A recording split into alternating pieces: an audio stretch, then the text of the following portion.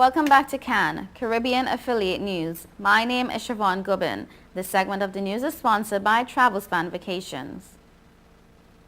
A United States court panel has rejected the appeal of a Haitian man and 3 others convicted of terrorism in 2010 for planting what they believe were bombs outside synagogues in the Bronx, New York.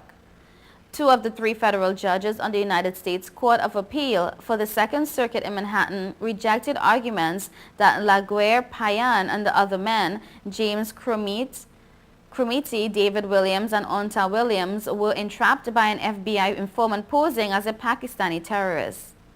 The 3rd judge found that Cromiti, 59, the chief defendant, was entrapped.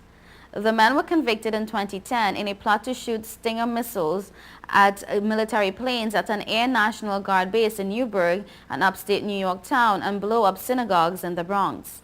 Payan and the other defendants each received a 25-year sentence from the trial judge, Colleen McMahon, who had said they were not martyrs, but thugs for hire, pure and simple. The appellate opinion lauded Judge McMahon for her handling of the trial.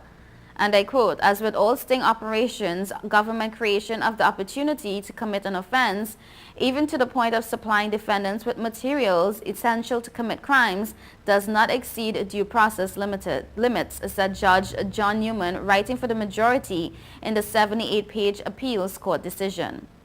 According to court documents, the FBI investigation relied primarily on an informer who had posed as a Pakistani terrorist who secretly recorded conversations with Cromiti.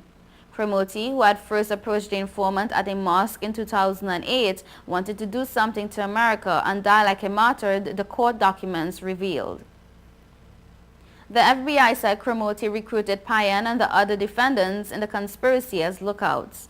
And I quote, "I believe the court underestimated the significant negative impact this case has on civil liberties and the legal doctrine of entrapment," said Sam Braverman, Payan's lawyer, vowing to appeal the ruling. In Bogota, Colombian President Juan Manuel Santos said on Tuesday he would consider meeting FARC rebel leader Timochenko to accelerate talks aimed at ending 50 years of conflict, but warned the nation will continue at war if Colombians reject what is agreed at the negotiating table. Santos, who started peace talks with the Revolutionary Armed Forces of Colombia, or FARC, back in November, said the time for peace is now or never, but reiterated that any negotiated agreements must be ratified by popular vote. In an interview with local radio, Santos said he's willing to meet Timochenko, whose real name is Rodrigo Londono, in pursuit of peace so that the Andean nation can move into a different phase of stability and economic development. And I quote, "I think this is the most important process that Colombia can have, and if it's successful, the most important thing that can happen to Colombia in recent history. So if there's a need at some point for this process to be successful, that a meeting takes place, I won't rule it out," he said when asked whether he would meet with the FARC leader. More than 3 dozen FARC commanders are in Cuba working through a 5-point agenda that would let the 2 sides declare an end to the fighting that has killed more than 200,000 people since it began in 1964. The war has pit the FARC and a smaller rebel group, the ELN, against government troops and illegal paramilitary death squads. Timochenko is not personally taking part in the negotiations, and his exact whereabouts are unknown. He is thought to be coordinating the war from hiding in Venezuela. Santos last week sent draft legislation to Congress that would seek to ratify any deals signed in Havana through the referendum that will coincide with national elections next March or May. If the voters do not like the way peace is achieved and how it would impact the nation, the accords will be moot, Santos said. While most Colombians support the peace process, many doubt they will soon reach a successful end. Opposition leaders like former President Alvaro Uribe are furious that Santos may be giving too many concessions to the FARC in order to cement his legacy. The FARC has battled a dozen governments since it began as an agrarian struggle against rural inequality. Even while it has been severely weakened in the past 10 years by a heavy U.S.-backed offensive, the leftist guerrilla movement remains a formidable threat to the government and civilian population. In recent months, the FARC has sought to boost its political sway in rural areas, supporting labor disputes and backing roadblocks that have piled pressure on the government. Santos asked Colombians to take little heed of what the FARC says on the sidelines of talks since the agenda was firmly set ahead of time. The latest demand from the rebels came on Tuesday from Cuba and call for citizen involvement in economic decision-making. They want one of 7 members of the Central Bank Board, which sets interest rates, to be elected by popular vote. The official agenda includes rebel participation in politics, an end to the conflict, how to eliminate the drug trade, reparations for victims, and agrarian reform, on which the two sides have reached partial accord. The rebels have said repeatedly they do not want a referendum on peace and insist on a constituent assembly as the best way to enshrine the tenets of the accords in the nation's constitution.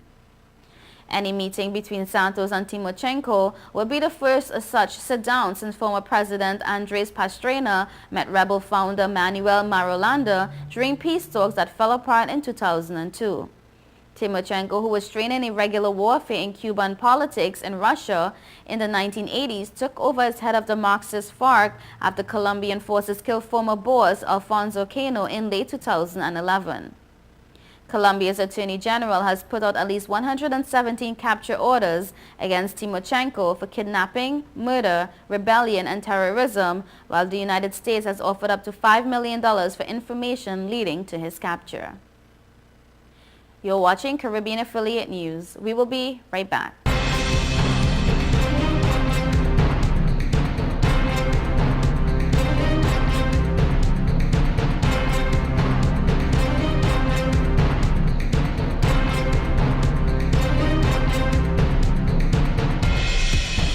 Since we announced Sign and Drive with 0 out of pocket and low monthly payments, cars been flying out of Bronx Honda at a record pace. Whoa! New Accord with 0 out of pocket for $249 a month, or new Civics just $199 per month, or save thousands with 0% financing. You never had to leave the Bronx to get the best price on the Honda. Bronx Honda guarantees the lowest price in the Bronx. Bronx Honda, East Tremont Avenue. Visit BronxHonda.com. Hey, excuse me, if you see me smiling, that's 'cause I'm chilling on Total Caribbean Network.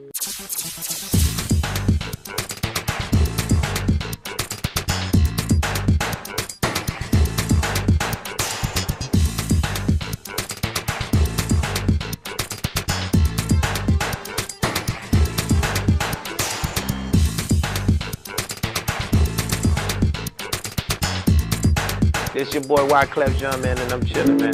Total Caribbean Network. Man, I love their style. Whoa, whoa, whoa, whoa, whoa, whoa.